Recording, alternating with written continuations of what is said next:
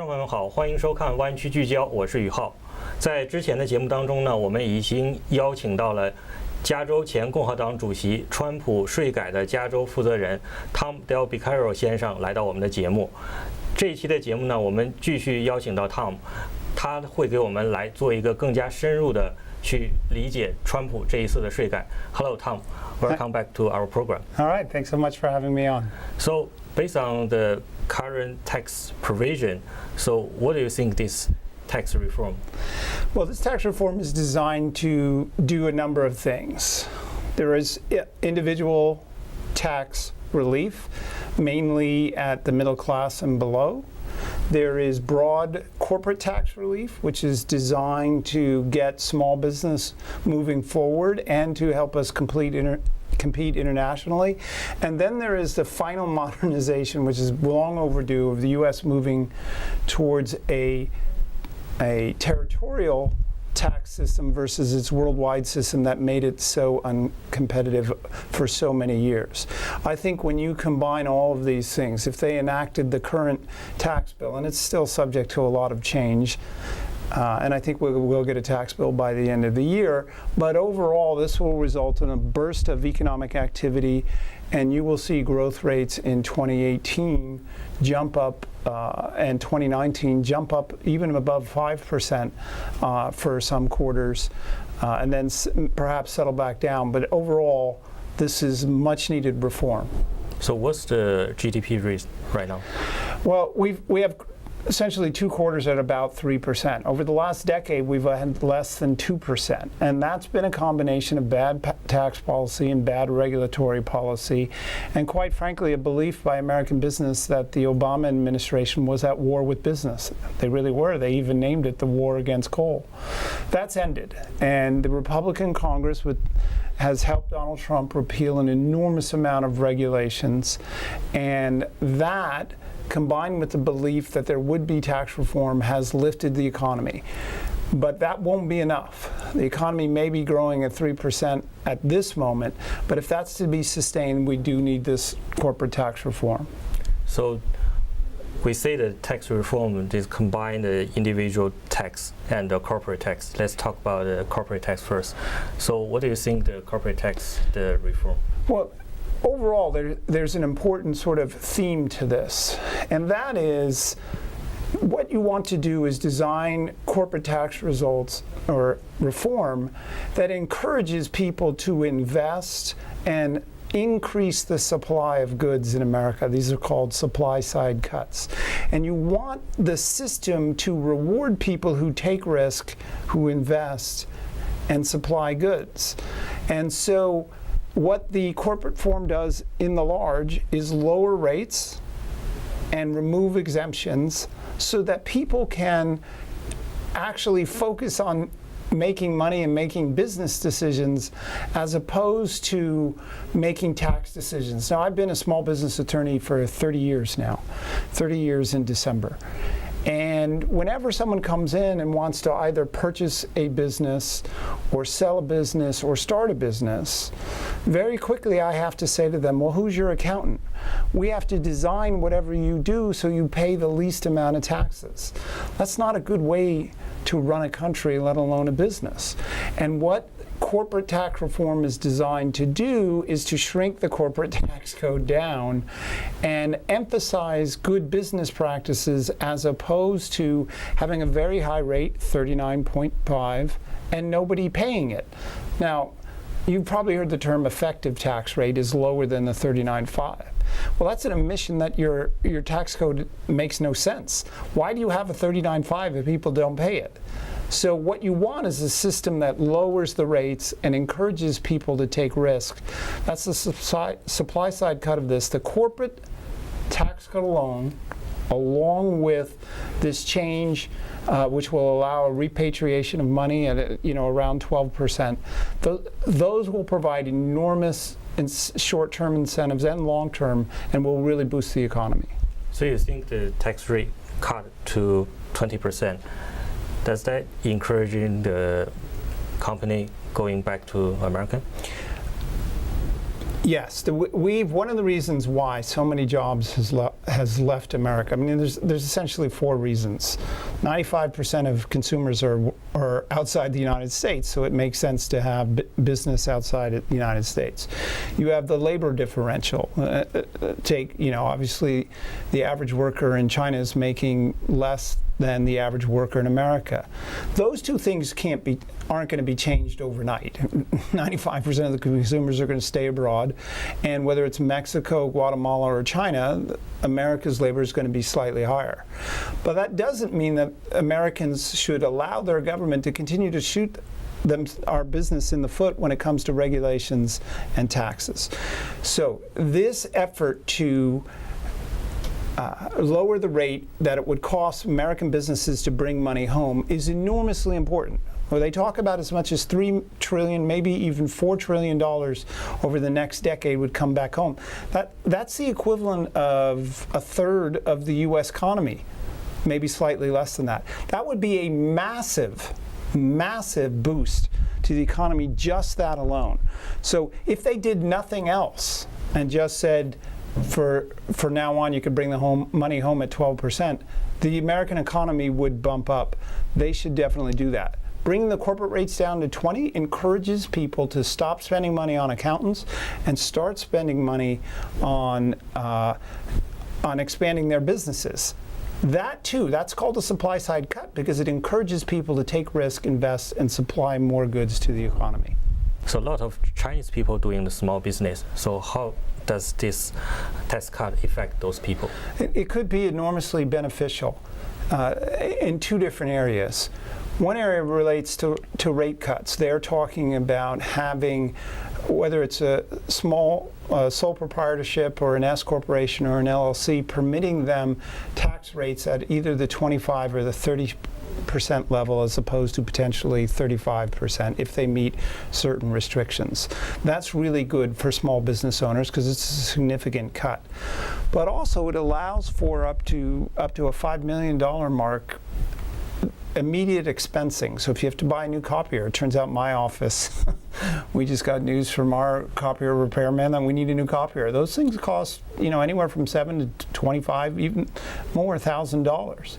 If we were allowed to immediately expense that all next year when we bought it, we were inclined to do that versus lease it, because that would be a big bonus for us in the sense of reducing our tax provision. So because it does 2 things that are very beneficial for small business. It permits this pass-through level proprietorship, S corporation, lower rate at 25 and for some 30%, and because it allows for immediate expensing, that will be a big boost for small business all across the country, and actually some large business, because that first $5 million of purchases could be enormous for a lot of businesses across the country. So very good for the small business owner, or the potential small business owner who wants to start a restaurant or some other business, because of the expensing they'll be permitted when they purchase equipment and other things. Okay, thank you, Tom. 那好，在下一节的节目中呢，我们会去探讨个人税的这部分的税改计划。我们稍事休息，广告之后马上回来。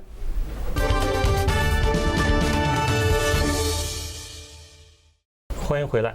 那在上一节的节目中呢，我们探讨了这个企业税的这部分税改的政策。那这一节呢，我们会去探讨个人税的税改政策。So Tom, so just now we talked about the corporate tax. So they got a large tax cut. So how they going to affect the personal tax? Well, this particular tax reform bill is more weighted toward corporate tax reform. Because that is long overdue. It's less weighted towards the individual. And basically it breaks down along the line of around income of under $100,000 a year or over, and married at around $260,000. If that's your income, below $260,000 married, $200,000 individual, then you're more than likely than not going to be paying less taxes under this bill than under the current law. Above that, you're going to be paying close to the same, slightly less, or if you're a small business owner, even a greater amount. really encourages the individual to go into business for themselves. So basically, when you look at this reform, there's what we call in economics, there's a supply side cut and a demand side cut. A supply side cut is cutting corporate rates, encouraging people to take risk, and increase the supply of goods.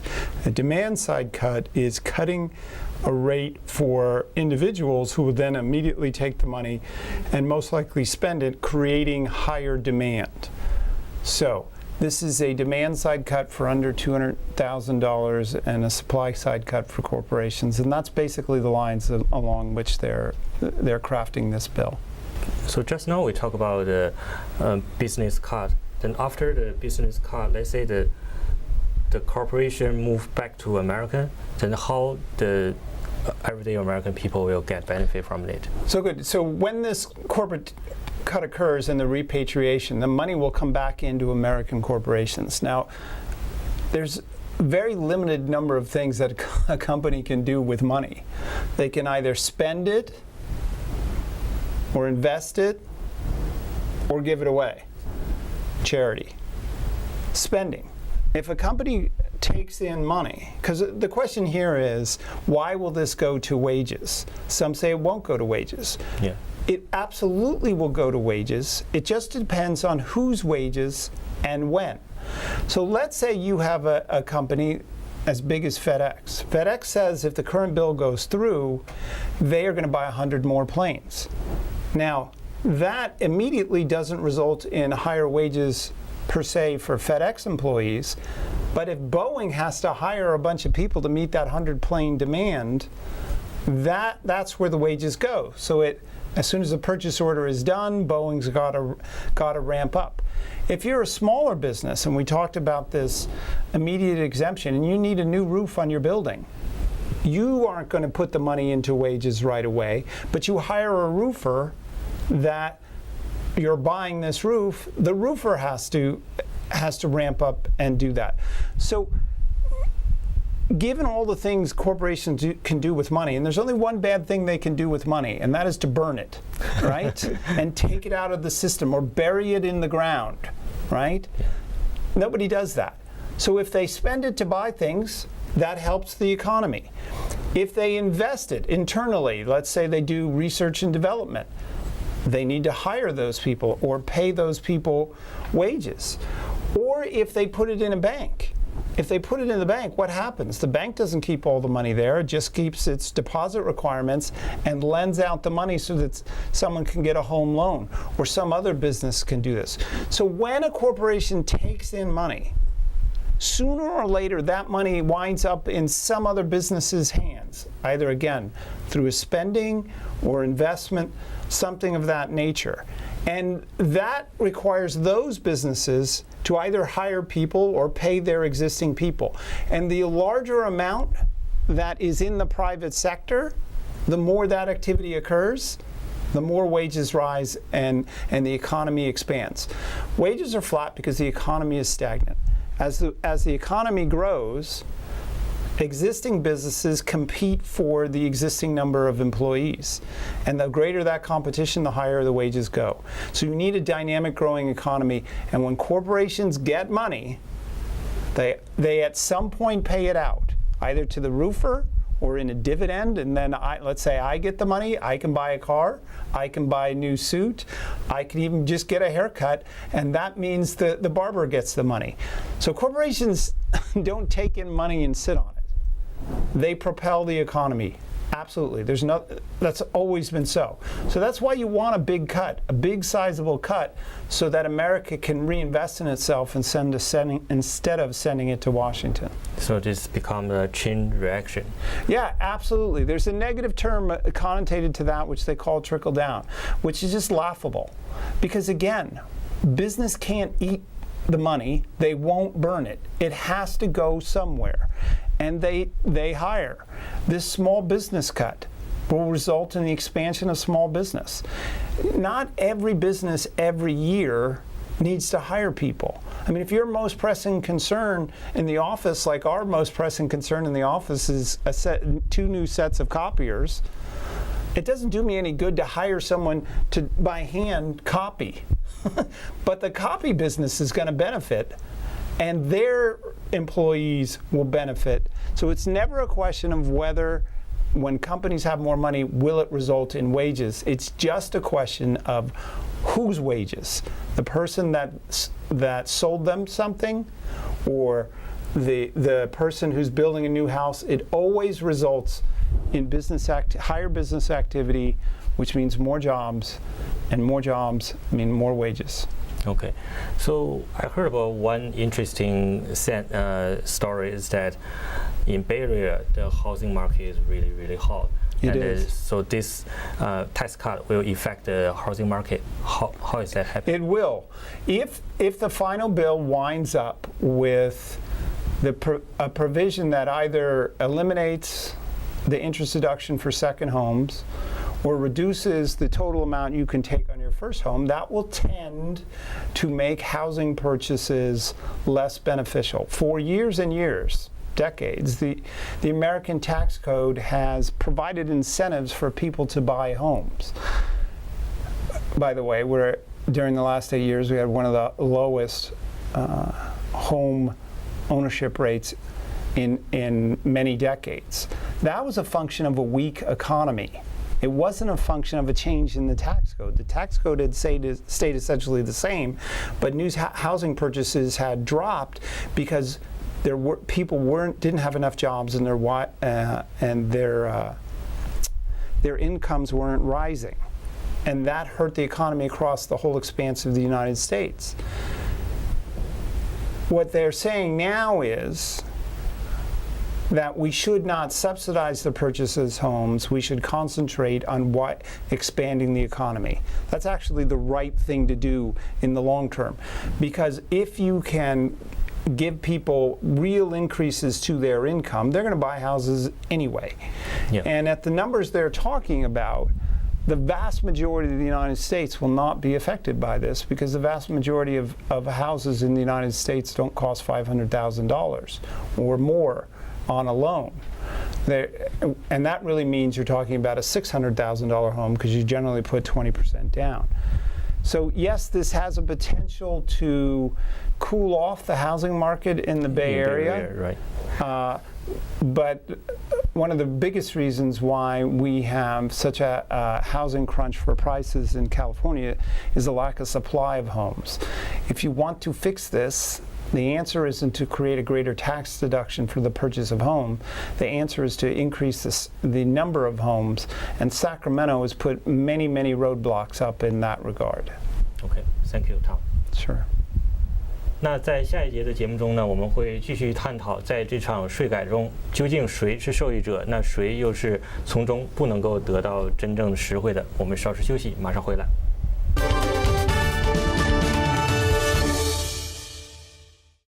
好的，欢迎回来。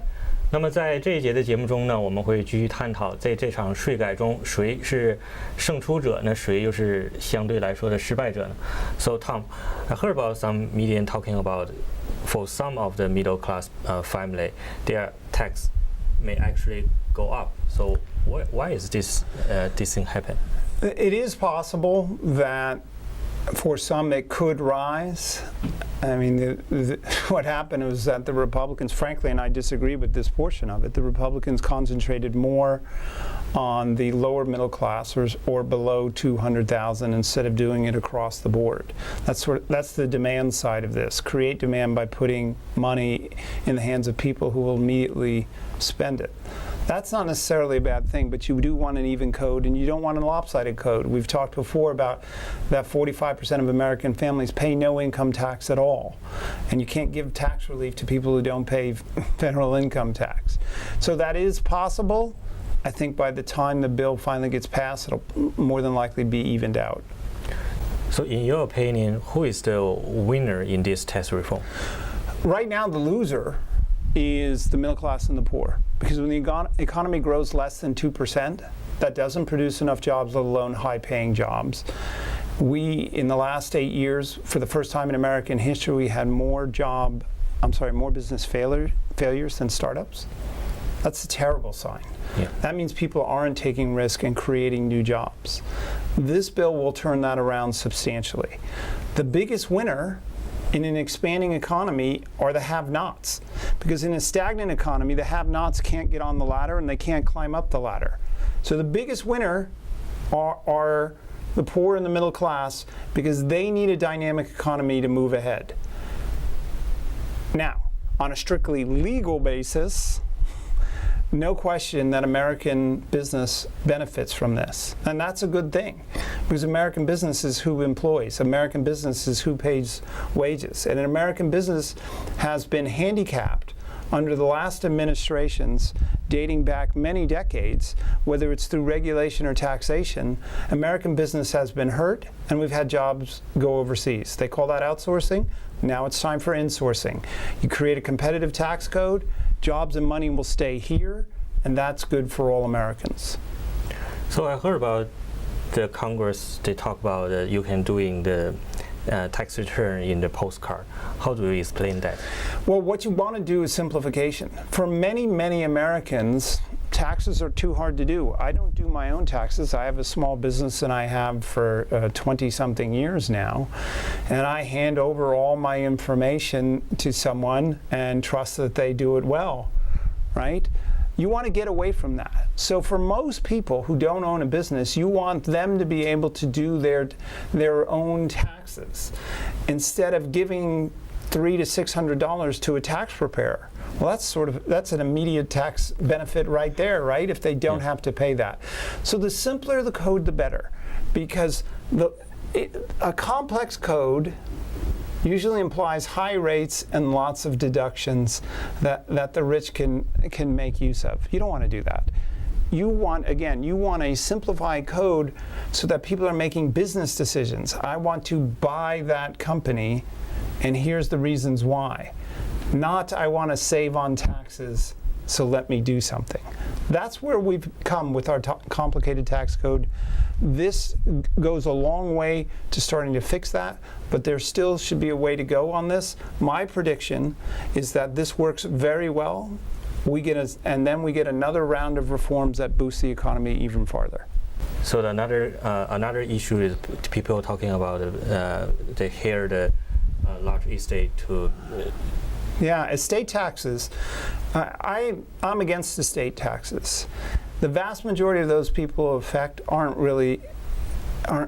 the super rich, and many of the people that affected by this, their parents already paid the tax.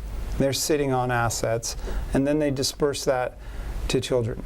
I don't think that level of taxation and the state coming in to take things away from people, that should be done. It's a very small amount. It's around 1% of taxation.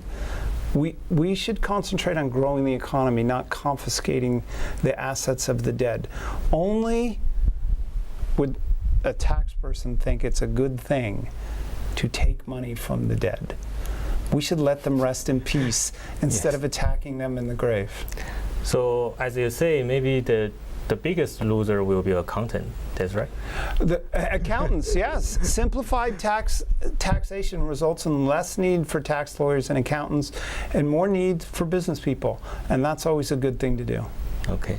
So we talk about all this. What do you think the economic impact after this tax reform? We've had 4 major tax reforms in our history, and each time, by the way, the naysayers, those in favor of big government, have said, don't cut the tax rates, it'll cost the government money, and it won't help anyone.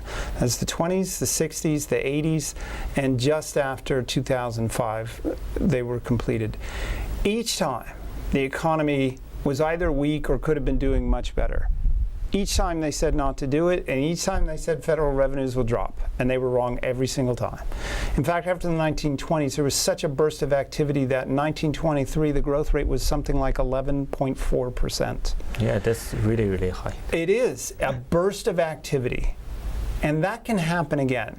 And I'm confident that if something close to this package passes, we're going to see a jump in economic growth rates in the short term. You'll have quarters above 5%. It will settle down perhaps after that, if we continue on this same road. And I think federal revenues will come in faster than they said. And just like Reagan had people forget Reagan had a 1981 tax bill and a 1986 tax bill. And I think you'll find a push to do that same sort of thing as additional revenues come in and put the U.S. on a better footing.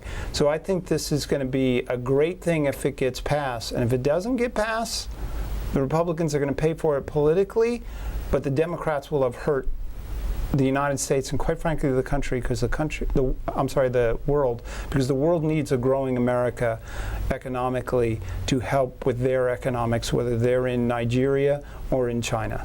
Okay, so the last one.